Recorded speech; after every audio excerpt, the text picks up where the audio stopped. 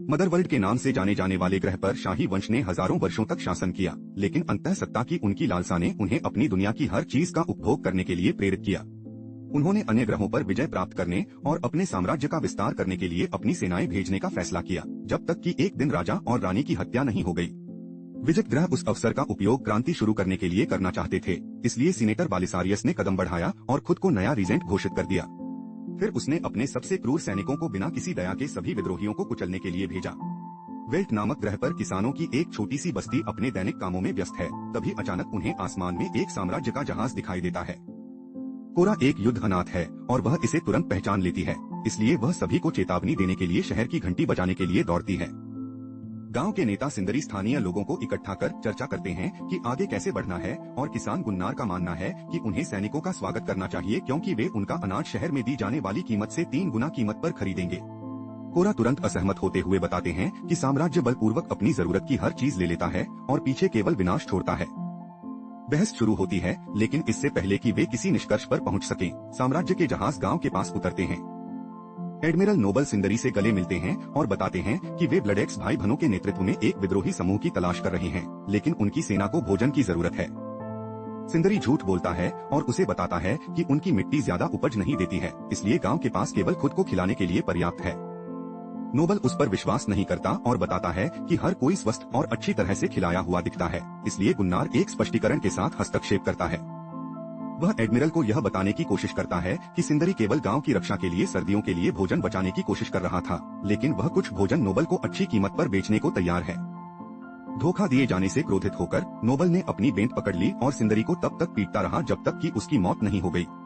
जब सिंदरी की पत्नी उसके पास जाने की कोशिश करती है तो एक गार्ड उसे भी मारने के लिए चमकती हुई ब्लेड का इस्तेमाल करता है। तब नोबल ने घोषणा की कि वह 10 सप्ताह में वापस आकर सारी फसल इकट्ठा कर लेगा, इस बात की परवाह किए बिना कि गांव वालों के लिए कुछ बचा है या नहीं। इसके बाद नोबल और जहाज चले जाते हैं, लेकिन फॉनस के नेतृत्व में सैनिकों का एक छोटा समूह चीजों पर नजर रखने के लिए रुक जाता है, जबकि कुछ सैनिक गांव वालों को उस इमारत से बाहर निकाल देते हैं जिस पर वे दावा करना चाहते हैं। प्राइवेट एरिस जिमी नामक एक रोबोट को सक्रिय करता है जो राजा की सेवा करता था। राज परिवार के मारे जाने के बाद सभी रोबोटों ने अपने हथियार डाल दिए और लड़ने से इनकार कर दिया, इसलिए जो कुछ बचे वे छोटे मोटे कामों में मदद करने लगे। जैसे ही जिमी सैनिकों को उनकी चीजें ले जाने में मदद करता है, मार्कस अफवाहों का परीक्षण करने का फैसला करता है और रोबोट पर गोली चलाना शुरू कर देता है, जो जमीन पर गिर जाता है और कभी भी अपना बचाव नहीं कर पाता है। एरिस मार्कस को रोकने के लिए बीच में आता है और लगभग मारा जाता है, लेकिन फॉनस उन दोनों को रोक देता है और काम पर भेज देता है। वह यह भी सुनिश्चित करता है कि जिमी कोई खराबी न कर रहा हो और उसे कीचड़ धोने के लिए भेजता है। नदी पर जिमी अपना चेहरा धो रहा है और सैम उसके पास आता है जो रोबोट से दोस्ती करता है और उसकी कहानी सुनता है। जिमी बताते हैं कि सैम उन्हें साम्राज्य की राजकुमारी की याद दिलाता है जिसे गद्दारों ने अपने माता पिता के साथ मार डाला था। सैम उसे बताता है कि राजकुमारी उसके अंदर रहती है और जिमी को एक फूलों का मुकुट उपहार में देता है जो उसके भीतर कुछ सक्रिय कर देता है। इस बीच टाउन हॉल में गांव वाले चर्चा करते हैं कि आगे क्या करना है और निष्कर्ष निकालते हैं कि उन्हें अपनी फसल को मूल्यवान साबित करने के लिए कड़ी मेहनत करनी चाहिए। इस तरह साम्राज्य उन्हें नहीं मारेगा ताकि वे भोजन का उत्पादन जारी रख सकें। इस बात से निराश की कोई भी उसकी चेतावनियां नहीं सुनेगा। कोरा जाने के लिए अपना सामान पैक करना शुरू कर देती है। वह हेगन द्वारा रंगे हाथों पकड़ी गई, वह व्यक्ति जिसने 2 साल पहले इस ग्रह पर उसके जहाज के दुर्घटनाग्रस्त होने पर उसे पाया था। हेगन का मानना है कि कोरा को विद्रोहियों के साथ मिलकर गांव की रक्षा करनी चाहिए, लेकिन कोरा यह कहते हुए मना कर देता है कि उनके पास जीतने का कोई मौका नहीं है, इसलिए यह केवल नरसंहार होगा। शाम को मार्कस और 2 अन्य सैनिक सैम का अपहरण कर लेते हैं ताकि पूरा दस्ता उसका इस्तेमाल कर सके। कोरा उसकी चीखें सुनती है, लेकिन वह खुद को याद दिलाती है कि इसमें शामिल न हो।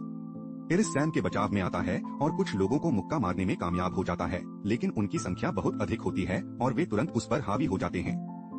जल्द ही फॉनस आता है और सैम पर दावा करता है, लेकिन कोरा उसे रोक देता है जो एक कुल्हाड़ी लेकर आई है। फॉनस अपने आदमियों को उसके पीछे भेजता है और पहले तो कोरा आत्मसमर्पण करने का नाटक करती है, लेकिन अचानक तेजी से आगे बढ़ती है और कुछ ही चालों में 2 सैनिकों को मार गिराती है। ऐसा लगता है कि कोरा के पास लड़ाई का बहुत अच्छा अनुभव है और उसे निजी सैनिकों के एक समूह के खिलाफ जाने, उनके ही हथियारों का इस्तेमाल करने और यहाँ तक कि ध्यान भटकाने के लिए मिट्टी फेंकने में कोई परेशानी नहीं होती। एक एक करके कोरा सटीक शॉट्स या बर्बर छुरा घूमकर सैनिकों को हरा देती है और जब एक आदमी लगभग उसे गोली मार देता है तो एरिस पहले उस आदमी को मार देता है। फिर मार्कस उस पर गोली चलाने की कोशिश करता है, लेकिन कोरा जल्दी से उसे निहत्था कर देती है और सीधे उसके सिर में गोली मारने के लिए उस पर कूद पड़ती है। अब कोरा और एरिस मिलकर फॉनस को घेर सकते हैं, लेकिन वह सैम को बंदूक की नोक पर रखे हुए है और वे प्रतिक्रिया नहीं कर सकते। उस समय जिमी आता है और फॉनस उसे विद्रोहियों को मारने का आदेश देता है, लेकिन जैसे ही जिमी बंदूक उठाता है वह सैम को देखता है और फॉनस को मार देता है। इसके बाद जिमी भाग जाता है और नगरवासी ठीक समय पर पहुंचते हैं और देखते हैं कि कोरा ने एक सैनिक को मार दिया है जो अभी भी जीवित था। उसने घोषणा की कि वह उनकी लड़ाई में मदद करेगी, लेकिन पहले उसे और अधिक सैनिकों को इकट्ठा करना होगा। अतीत में गुन्नार ने अपनी कुछ फसल विद्रोहियों को बेच दी थी, इसलिए वह उसे अपने संपर्क से मिलने के लिए शहर ले जाएगा। जाने से पहले हेगन कोरा को वह विशेष बंदूक देता है जो उसे उसके जहाज पर मिली थी। कोरा और गुन्नार कुछ देर तक सवारी करते हैं और रात में शिविर बनाने के लिए रुकते हैं, इसलिए कोरा इस अवसर का उपयोग अपनी कहानी साझा करने के लिए करती है। जब वह 9 वर्ष की थी तो बलिसारियस के नेतृत्व में एक साम्राज्य सेना ने उसके ग्रह पर हमला किया, जिससे हर कोने में मौत और विनाश हुआ। उसके लोगों ने लड़ने की कोशिश की थी, लेकिन इससे बलिसारियस और अधिक हिंसक हो गया। एक शाम कोरा एक बंदूक चुराने में कामयाब रही, लेकिन बालिसारियस ने उसे पकड़ लिया, जो उसे चिढ़ाने के लिए उसके करीब आया। कोरा बहुत छोटी थी और वह किसी व्यक्ति को मारने के लिए खुद को तैयार नहीं कर सकती थी, इसलिए बालिसारियस ने उसके परिवार को मार डाला और उसे अपने संरक्षण में लेने के लिए उसका अपहरण कर लिया। अगले कुछ वर्षों में कोरा को मदरवर्ल्ड संस्कृति में प्रशिक्षित किया गया और वह उनकी सेना का हिस्सा बन गई। उच्च अधिकारियों ने अपने सैनिकों को प्रेमी खोजने के लिए प्रोत्साहित किया ताकि उनके पास लड़ने के लिए कुछ अतिरिक्त हो, और कोरा ने युद्ध के दौरान अपना प्रेमी खो दिया। हताश कोरा ने बदला लेने के लिए इतनी कड़ी लड़ाई लड़ी कि 18 साल की उम्र में ही वह कमांडर बन गई। उन सभी वर्षों में कोरा उनके ब्रेन वॉश का एक और मोहरा मात्र थी और उसने उन्हीं लोगों के नाम पर हजारों शहरों को नष्ट कर दिया जिन्होंने उसके परिवार को मार डाला था। अगले दिन कोरा और गुन्नार शहर पहुंचते हैं और यह जानकर परेशान हो जाते हैं कि इनाम के शिकारियों ने गुन्नार के संपर्क को पकड़ लिया है। गुन्नार के पास विद्रोहियों तक पहुंचने का कोई और रास्ता नहीं है, इसलिए कोरा ने निष्कर्ष निकाला कि उन्हें पहले महान जनरल टाइटस को ढूंढना होगा और फिर विद्रोहियों की तलाश करनी होगी। फिर दोनों एक शराबखाने में प्रवेश करते हैं, जहां एक घिनौना एलियन सोचता है कि गुन्नार कोरा का गुलाम है और उसे खरीदने की कोशिश करता है, जिससे वह हद पार कर जाता है। कोरा उसे जाने के लिए कहने की कोशिश करती है और वह आदमी आक्रामक हो जाता है, इसलिए वह तुरंत उस पर काबू पा लेती है और उसे एक मेज पर फेंक देती है। एलियन तेजी से भाग जाता है, जबकि रहस्यमय काई छाया से देखता रहता है। अचानक कोरा ने घोषणा की कि वह टाइटस की तलाश कर रही है। उसे उम्मीद है कि किसी के पास जानकारी हो सकती है। एक छोटा एलियन मानव शरीर का उपयोग करके बात करता है और कोरा को सूचित करता है कि टाइटस पोलक्स नामक ग्रह पर कोलिजियम में लड़ रहा है। इसका मतलब है कि उन्हें वहां जाने के लिए जहाज की जरूरत होगी। उसी समय घृणित एलियन 3 अंगरक्षकों के साथ बदला लेने के लिए वापस आता है।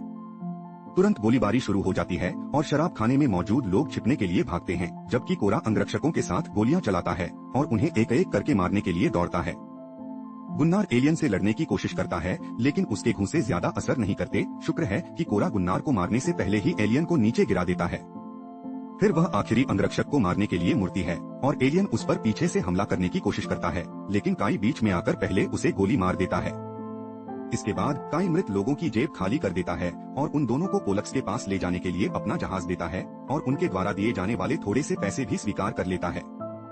जब वे उड़ान भरते हैं, काई उन्हें बताता है कि वह एक योद्धा को जानता है जो उनकी मदद कर सकता है, इसलिए वे पहले एक अलग ग्रह पर रुकने के लिए सहमत होते हैं।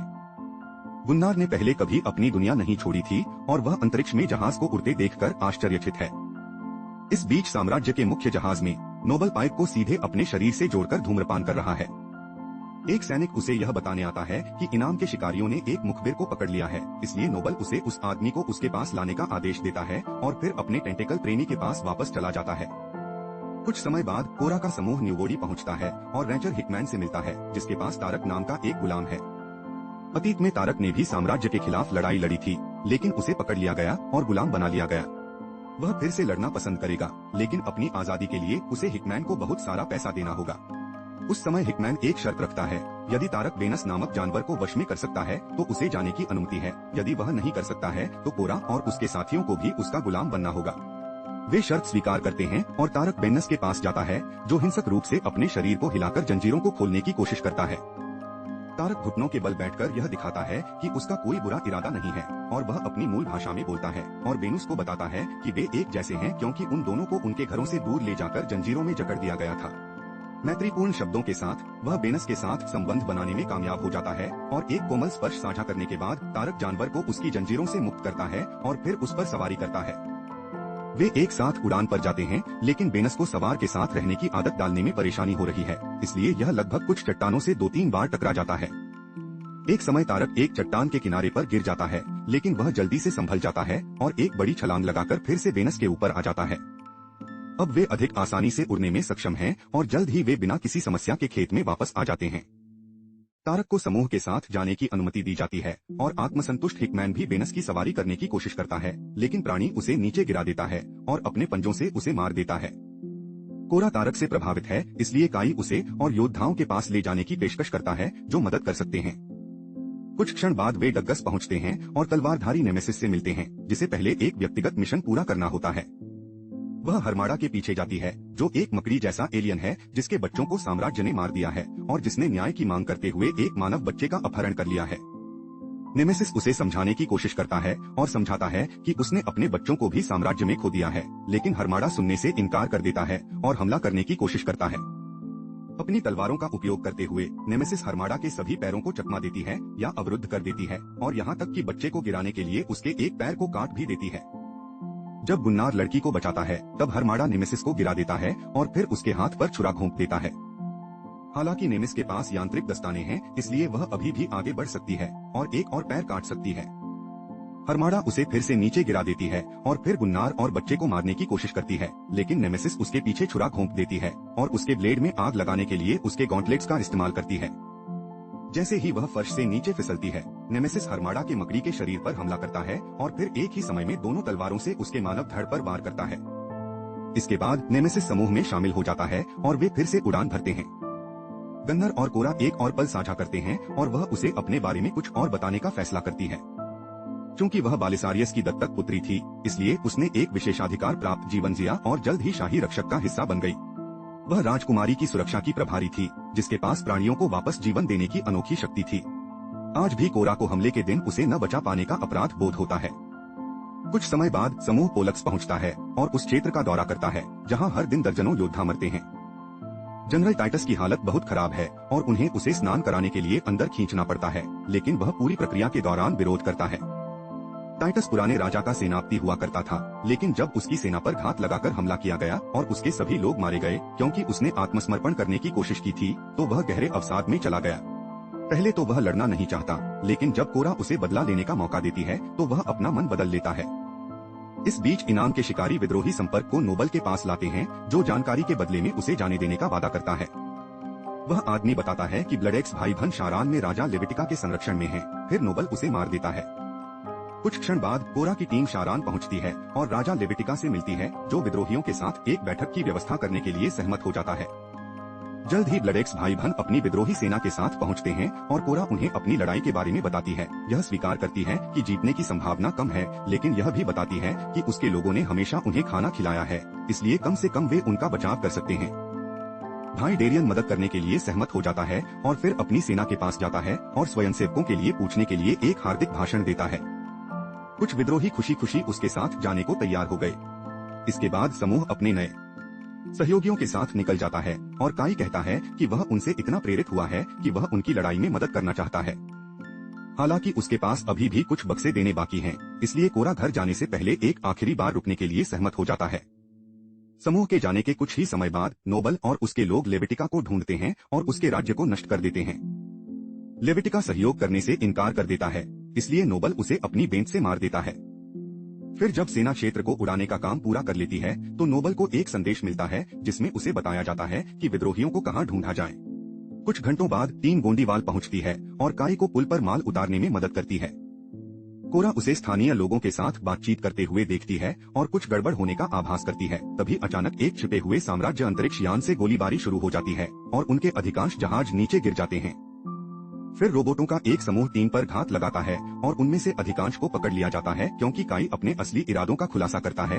वह हमेशा से जानता था कि कोरा एक वांछित पूर्व कमांडर है जिसके सिर पर अच्छी रकम खर्च होगी, इसलिए उसने उसे इनाम के लिए साम्राज्य को सौंपने के लिए प्रसिद्ध वांछित योद्धाओं के एक समूह को इकट्ठा करने के लिए इस्तेमाल किया। जल्द ही नोबल अपने आदमियों के साथ आता है और कोरा की बंदूक ले लेता है, जबकि काई गुन्नार को अपने पीछे धकेलती है और समझाती है कि वह सिर्फ एक किसान है, इसलिए अगर वह कोरा को मार देता है तो वे उसे जाने देंगे। गुन्नार दिखावा करता है कि वह उसे गोली मारने वाला है, लेकिन आखिरी क्षण में वह उसे मुक्त कर देता है और उसकी जगह काई को गोली मार देता है। कोरा तुरंत एक गार्ड पर कूद पड़ती है और उसकी बंदूक चुराने के लिए उसे नीचे गिरा देती है। फिर वह छिपने के लिए भागती है, क्योंकि नोबल के आदमी गोलियां चलाते हैं। वह जवाबी फायर करने की पूरी कोशिश करती है और एक बॉक्स को उड़ा देती है, जिससे बहुत बड़ा विस्फोट होता है और उसके सभी दुश्मन दूर चले जाते हैं। गुन्नार इस मौके का इस्तेमाल अन्य सभी योद्धाओं को मुक्त करने के लिए करता है और जल्द ही नेमेसिस अपने ब्लेड से लोगों को काट रहा है। डैरियन एक सैनिक को पुल से धक्का दे देता है और अपने आदमियों को उन कुछ जहाजों को इकट्ठा करने का आदेश देता है जो हमले में बच गए थे। जैसे जैसे लड़ाई चरम पर पहुंचती है, तारका, टाइटस और गुन्नार कुछ बंदूकें हथियाने में कामयाब हो जाते हैं और नेमेसिस को कवर प्रदान करते हैं, जबकि वह लगातार छुरा घोंपती रहती है। उस समय नोबल अपने छिपे हुए अंतरिक्ष यान को बाहर आने का आदेश देता है और यह तुरंत विद्रोही जहाजों पर गोलीबारी शुरू कर देता है। अपने आदमियों को बचाने के लिए बेताब, डैरियन एक धातु की पट्टी पकड़ता है और इसका इस्तेमाल सैनिकों की पिटाई करने के लिए करता है, क्योंकि वह पुल पर चढ़ता है और फिर दुश्मन के जहाज पर कूद जाता है। दुर्भाग्य से वह पायलट को चाकू मारने में असफल रहता है, जो बार को चकमा देकर डैरियन पर गोली चला देता है। हालांकि डैरियन फिर से कोशिश करता है और इस बार हमले को रोकने के लिए दुश्मन को मारने में कामयाब हो जाता है, लेकिन इस प्रक्रिया में उसकी भी मौत हो जाती है। उसका शरीर नियंत्रण पर गिर जाता है, जिससे जहाज धीरे धीरे पुल की ओर गिरने लगता है। क्रोधित होकर कोरा अपने छिपने के स्थान को छोड़ देती है और पुल से भागती है। नोबल की ओर जाते समय बेतरतीब सैनिकों पर गोली चलाती है। उस समय जहाज गिर जाता है और पुल का अधिकांश हिस्सा नष्ट हो जाता है, लेकिन नोबल एक तैरते हुए प्लेटफॉर्म पर उतरकर खुद को बचाने में कामयाब हो जाता है। अचानक कोरा उसके पीछे आ जाती है और हाथापाई शुरू हो जाती है, जिसमें कोरा और नोबल दोनों बिना किसी दया के एक दूसरे पर मुक्के बरसाते हैं। काफी वार करने के बाद नोबल ने कोरा को मंच से नीचे गिरा दिया और वह आखिरी सेकंड में किसी तरह रस्सी पकड़ने में कामयाब रही। जब नोबल रस्सी को अलग करता है तो कोरा उसे अपने हाथ से पकड़ लेती है और फिर रस्सी को चाबुक की तरह इस्तेमाल करके नोबल को नीचे गिरा देती है और फिर वापस ऊपर चढ़ जाती है। लड़ाई जारी रहती है और कोरा रस्सी का उपयोग करके नोबल की बेंत को रोकता है, अंततः उसे तोड़ देता है और एक छोटे टुकड़े से उसके पैर में घोंप देता है। नोबल लड़ाई जारी रखने की कोशिश करता है, लेकिन वह अब कमजोर है, इसलिए कोरा उसकी बाह तोड़ देता है और उसे मंच से धक्का देने से पहले बेंत से उसकी छाती पर वार करता है। इसके बाद तारक अधिक रस्सी का उपयोग करके मंच को पुल तक खींचता है और कोरा को बचाता है। टीम के बाकी सदस्य बच गए हैं और वे वेट लौटने के लिए एक साथ निकल पड़ते हैं, जहां वे भविष्य में कृषक समुदाय की रक्षा के लिए तैयार हो जाते हैं। पास में ही जिम्मी एक अजीब मुकुट पहने हुए उन्हें देख रहा है। इस बीच दुश्मन सैनिक नोबल के शरीर को पुनः प्राप्त करते हैं, लेकिन उसे ठीक करने के बजाय वे उसके शरीर को न्यूरोलिंक से जोड़ने के लिए खोलते हैं, जिससे पता चलता है कि वह एक साइबॉर्ग है। जैसे ही पानी उसके शरीर को घेर लेता है, नोबल का मन बालिसारियस के सामने प्रकट होता है, जो नोबल को उसकी विफलता के लिए डांटता है, क्योंकि वह अपने बेंत से उनके नीचे बर्फ पर प्रहार करता रहता है। बालिसारियस ने नोबल को कोरा को जीवित पकड़ने का आदेश दिया ताकि वह उसे स्वयं मार सके। फिर उसने बर्फ तोड़ने का काम पूरा किया ताकि नोबल की चेतना वापस उसके शरीर में आ सके। डॉक्टरों को किसी भी तरह की मस्तिष्क गतिविधि का एहसास नहीं होता है, इसलिए उन्हें उसे होश में लाने के लिए एक अतिरिक्त शक्तिशाली इंजेक्शन देना पड़ता है, जिससे वह चीख कर उठता है।